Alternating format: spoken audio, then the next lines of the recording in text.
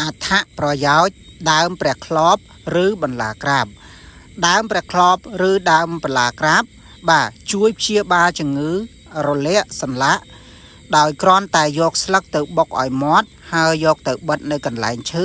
ទុកចោលមួយយប់យើងធ្វើបែបនេះជាប្រចាំនោះនឹងយើងនឹងឃើញលទ្ធផលចំណុចទី2ជួយឲ្យគេងលក់ស្រួលដោយយើងគ្រាន់តែយកស្លឹកចំណោះ5ក្រាមយកទៅកិនឲ្យមាត់ហើយម្សៅដែលកិនរួចនោះយកទៅស្ងោរហើយច្រោះយកទឹកមកហូបនៅពេលយប់បាទចន្លោះពី15ថ្ងៃទៅ20ថ្ងៃនោះយើងនឹងឃើញលទ្ធផលចំណុចទី3ជួយព្យាបាលជំងឺហឺតដោយយើងយកដើមទៅដាំទឹក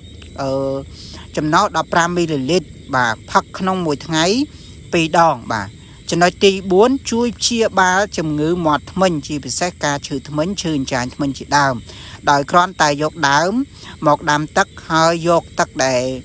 យើងដាំហើយមកខ្ពុះមាត់ជាប្រចាំវានឹងរក្សាអនាម័យមាត់ធ្មេញនិងជួយព្យាបាលការឈឺធ្មេញផងដែរចំណុចទី5ជួយទប់ស្កាត់ការជ្រុះសក់ឬទំពេកជាដើមជួយបណ្ដុះកោសិកាសក់និងជួយការពារជ្រុះសក់និងទំពេកបាទស្លឹកបន្លាក្របនេះបាទចំណុចទី6ជួយព្យាបាលការបាក់ឆ្អឹងដែលបងប្អូនមួយចំនួនតែងតែមានការបាក់ឆ្អឹងតិចតួចមិនច្រើនណាបងប្អូនបាទយើងយកស្លឹកវា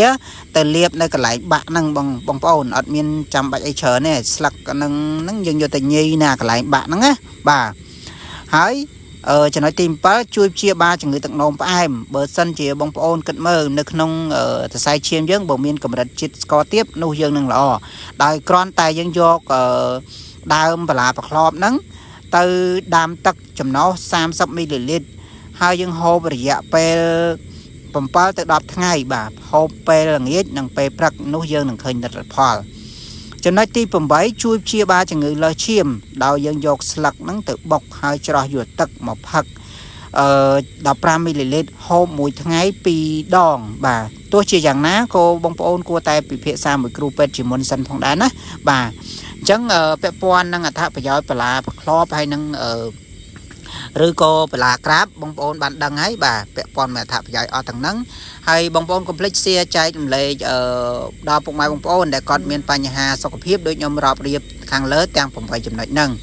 ជាពិសេសហ្នឹងបងប្អូនដែលមានជំងឺលើសឈាមបងប្អូនអាចប្រើប្រាស់បានណាបាទអញ្ចឹងអរគុណបងប្អូនដែលតែងតែគាំទ្រជាមួយ page របស់ខ្ញុំហើយខ្ញុំនឹងព្យាយាមផលិតវីដេអូថ្មីចែកជូនបងប្អូនទាំងអស់គ្នាដើម្បីជាចំណេះដឹងនិងជាចំណែកបុណ្យដល់បងប្អូនទាំងអស់គ្នាបាទជម្រាបលាបាយបាយជួបគ្នានៅវីដេអូក្រោយបន្តទៀត